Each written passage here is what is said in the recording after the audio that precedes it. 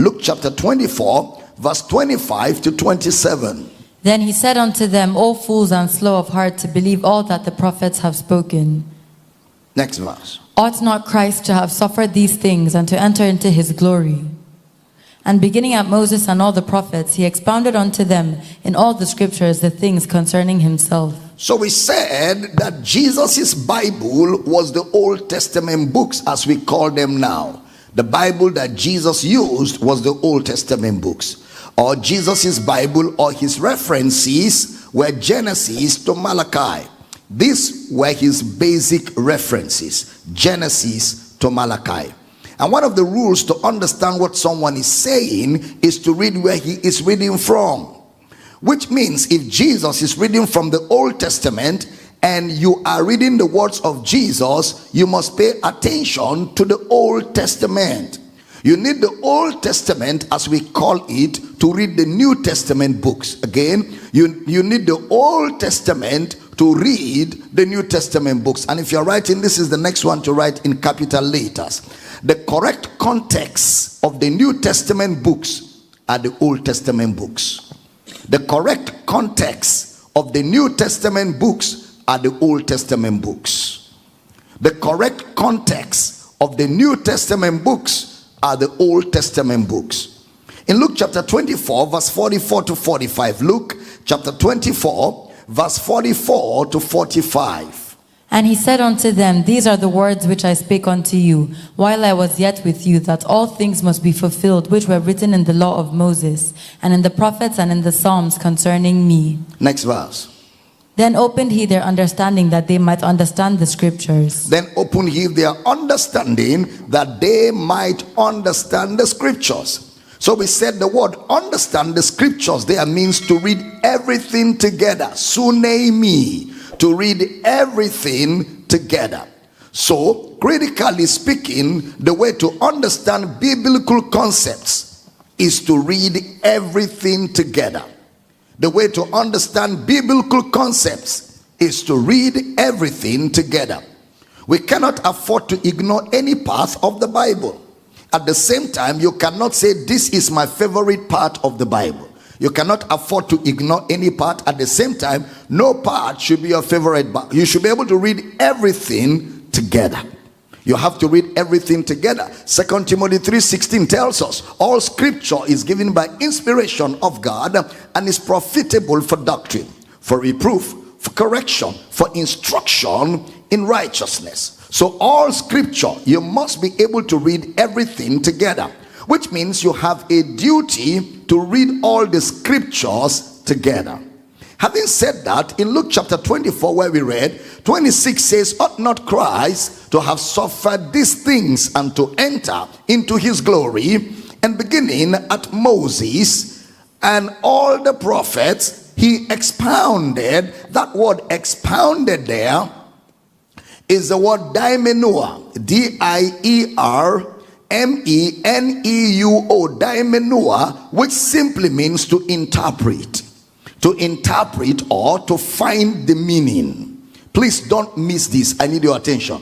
To interpret or to find the meaning. The word Dimeneuo. He expounded unto them in all the scriptures the things concerning himself. So he interpreted or he found the meaning. So in interpreting is very critical because it is a book. The Bible is a book that interprets itself. Please don't miss that fact. The Bible is a book that interprets itself. So that means therefore, since it is a book that interprets another book, you have to find out what it is interpreting. You have to find out what it is interpreting. So therefore, we came out with a few words on how to sieve Bible words. How to sieve Bible words. How to sieve Bible words. Among things that you have to pay attention to is the use of what we call codified language. Codified language, okay? It's a word that is very common with those who are into computers. I'm not good in them, but I know that computers have codes, all right? Codified language. It means words that when you see that in the Bible, particularly in the epistles, words that when you see particularly in the epistles, number one, they take you to the Old Testament. Words that when you see particularly in the epistles, they take you to the Old Testament to go and reread the Old Testament and find their meaning there. Codified language. Words in the epistles that will take you particularly to the Old Testament to go and reread the Old Testament, and in rereading the Old Testament you'll find their meanings there. That's codified language. Now we're talking about the word church. We're talking about the word church. The word church is primarily an Old Testament word. The word church is an Old Testament word primarily. So we said most words that are found in the lips of Jesus and the apostles were primarily written in the Old Testament books. Most words that are found in the lips of Jesus and the 12 apostles were primarily found in the Old Testament books. So a codified language is to go and find the meaning of that word, and usually when you find that word, you find it in a story. When you find that word, you will find it in a story. You'll find the story behind the word. You'll find the events, the characters, and the personalities. You'll find the stories behind the words. You'll find the events. You'll find the characters and the personalities. Then you find the chronology. That is the way the story emerged. Then one event, then the other event, then one event and another event. For example, when we talk about forgiveness today, in today's grammar, we think of forgiveness in terms of pardon. That is today's understanding of the word forgiveness, where you sinned and somebody forgives you by telling you, okay, don't worry, you're forgiven. But when you study the original context in which the word forgiveness originated from in the Old Testament, which is Genesis to Malachi, it carries a bigger picture than just telling somebody, go, you're forgiven. So we should avoid reading the Bible in today's mindset. We should avoid reading the Bible in today's mindset, which means you have to go back to scripture and allow it, like the Old Testament theologians will say, or like the old theologians will say, allow the scripture to interpret itself. Allow the scripture to interpret itself. Don't use today's language or today's understanding to interpret biblical words. Don't use today's understanding to interpret biblical words. Allow the scriptures to interpret itself in their language, in their context, in their grammar. Allow the scriptures interpret itself in their language, in their context, in their grammar. So therefore, in Luke 24, Brother Luke gives us a background on how to read the Bible. You must interpret. Please don't miss that.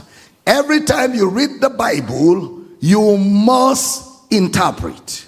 There is no casual reading of the Bible. Every time you read the Bible, you must interpret. When you read the Bible either lazily or not, you are interpreting it. When you read the Bible either lazily, carelessly, casually, laid back, just anytime you take the Bible to read, anyhow, you're already interpreting. Anyhow, even when you are reading and you sleep on top, you are interpreting. So every time you carry the Bible to read, anyhow, you are interpreting. If you read and you say, I don't think so, you are interpreting. That's your own interpretation of thoughts. Once you say, I don't think so, I don't see it like that. No, this is not the way I see it. The way I see it, you are interpreting. You are interpreting. So at each point, when you consider the words of scripture, even if you are an atheist, you are still interpreting the scriptures. Anytime, even if you're an atheist, once you consider the words of scriptures, you are interpreting the scriptures. But the point is to find out how Jesus interprets. The point is you must find out how Jesus interprets. Because the only correct, the surest, the most reliable way to interpret the scriptures is the way Jesus interprets it.